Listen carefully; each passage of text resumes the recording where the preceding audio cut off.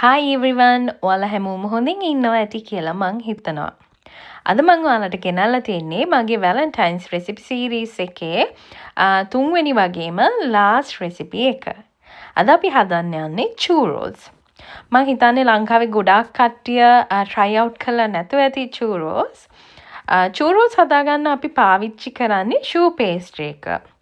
choux pastry එක පාවිච්චි කරලා හදාගන්න තව දෙයක් තමයි eclairs. eclairs නම් ඔයාලා ගොඩාක් කට්ටිය කාලා ඇතිනේ.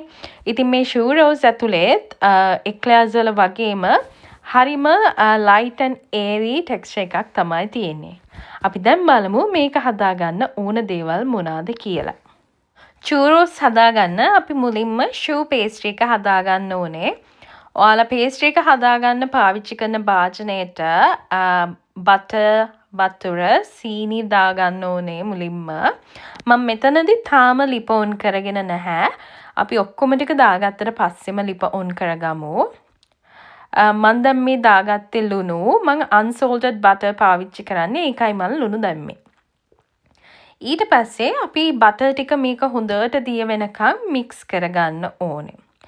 දැන් මේ butter and water mixture එක උතුරද්දී ඒකට අපි අපේ පිටි ටික දාගන්න ඕනේ. මං කම්මැලිකමට පිටි ටික හලලා නෙවෙයි ගත්තේ. ඒ හින්දා මට ගොඩ වෙලාවක් ගියා මේක ඔක්කොම mix කරගන්න lumps නැති වෙනකන්. ඉතින් ඔයාලා මං වගේ කම්මැලි වෙන්නේ නැතුව පිටි ටික කලින් හලලා ගන්න. ඊට පස්සේ අපි විනාඩි 5ක් විතර හොඳට mix කරගන්න ඕනේ. පිටි ටික cook වෙනකන් වගේම ඔක්කොම lumps ටික යනකන්. ඔයාලා විනාඩි 5ක් විතර mix කරාට පස්සේ මෙන්න මේ වගේ consistency එකක් එන්න ඕනේ අපේ pastry එකේ. pastry dough එක මේ ගානට ආවට පස්සේ ඔයාලට පුළුවන් ලිප off කරලා මේක හොඳට නිවෙන්න තියන්න. හොඳටම නිවුණාට පස්සේ අපි දැන් මේ විදියට බිත්තර දාගන්න ඕනේ. මම මේ භාජනයේ ලිප උඩ තියලා තිබ්බට මම ලිප on කරලා නෙමෙයි තියෙන්නේ. ලිප on කරන්න එපා. ලිප off එකේ තියලා අපි මේක කරන්නේ. ඊට පස්සේ මම වැනිලා ටිකකුත් දාලා මේ ටික හොඳට ඔක්කොම mix වෙනකන් හොඳට හැඳි ගන්න ඕනේ. මම මේ පාවිච්චි කරනවා වගේ wooden spoon එකකින් කරොත් එහෙම ඔයාලට ලේසි මේක කරගන්න.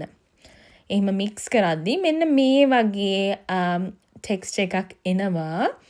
ඒ ගානට ආවට පස්සේ ඔයාලට පුළුවන් මේක mix කරන එක නවත්තන්න. ඊට පස්සේ අපිට තියෙන්නේ අපේ pastry dough එක piping bag එකකට දාලා මේ වගේ pipe කරගන්න. මම use කරන්නේ පොඩි open star nozzle එකක්. මම කැමති churros හීනියට තියෙද්දි දැන් ඔයාලා churros මහතට කන්න කැමති කෙනෙක් නම් ඔයාලට පුළුවන් පොඩ්ඩක් ලොකු open nozzle එකක් පාවිච්චි කරන්න. මම baking papers පොඩි කොටු කපාගෙන ඒ වගේ hearts ඇඳගෙන තියෙන්නේ මට pipe කරන්න ලේසි වෙන්න. නැත්නම් on the spot heart එකක් pipe කරන්න මට ටිකක් අමාරුයි. ඔයාලට hearts වලට අමතරව X's and O's නැත්නම් ඔයාලගේ partnerගේ නමේ first letter එක වගේ pipe කරගන්නත් පුළුවන්. ඔයාලා pipe කරන්න කැමති නැත්නම් ඔයාලට පුළුවන් මේවා churros sticks විදියට හදාගන්න. ඒක කරන්නේ ඔයාලා අපි churros බැදගන්න තෙල් එකට piping bag එක කෙලින්ම මිරිකුවාම ඒක අර වැටෙන්නේ නිකන් string එකක් වගේනේ. ඒ string එක ඔයාලා කැමති දිග ප්‍රමාණයට ආවහම පොඩ්ඩක් හතුරකින් කපන්න තියෙන්නේ.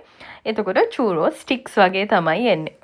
ඊට පස්සේ අපේ churros ටික බැදගන්න අපි භාජනයක් ලිපේ තියලා deep fry කරන ප්‍රමාණයට තෙල් දාලා ඒක රත් වුණාම අපේ churros ටික baking paper එකත් එක්කම තෙල් එකට දාන්න ඕනේ.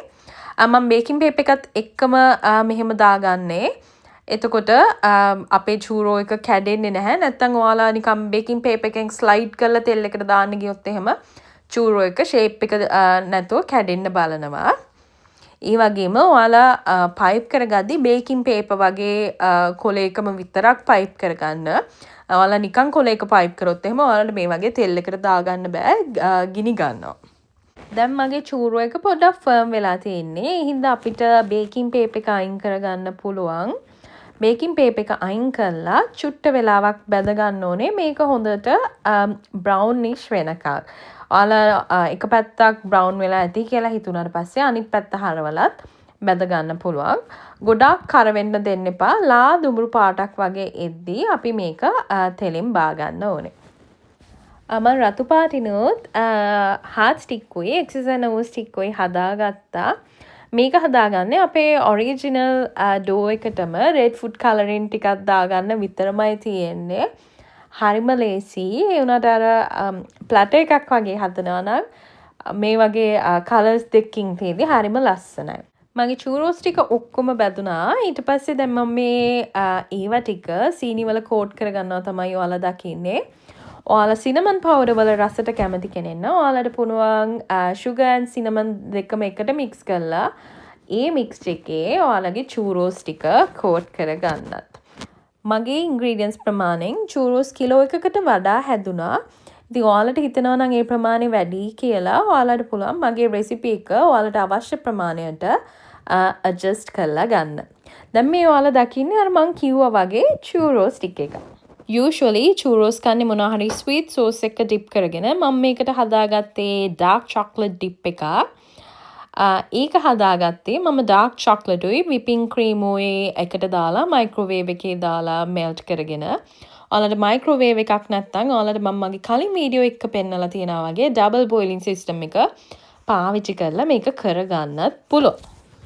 ඔයාලා සර්ව් කරන්න ටිකකට කලින් තමයි මේ churros හදාගන්න ඕනේ. නැත්තම් ඒවා සොගී වෙන්න බලනවා. මං කලින් පෙන්නපු රෙසිපීස් වගේ දවස් 2-3කට විතර කලින් හදලා සර්ව් කරන්න නම් බැහැ. ඉතින් මං හිතනවා මගේ අනිත් වීඩියෝස් වලින් වගේම මේ වීඩියෝ එකනොත් ඔයාලා අලුත් දෙයක් ඉගෙන ගන්න ඇති කියලා. ඔයාලට පුළුවන් මේ වැලන්ටයින්ස් ඩේ එකට මේ churros හදලා දීලා ඔයාලගේ better half surprise කරන්න. එයාලත් මේකට ආස වෙයි. මොකද මේක ටිකක් අලුත් කෑමක් හින්දා. ඔයාලට පුළුවන් මගේ අනිත් වැලන්ටයින්ස් recipes උත් බලලා ඒවත් හදලා දෙන්න. ඒවත් හරිම quick and easy recipes.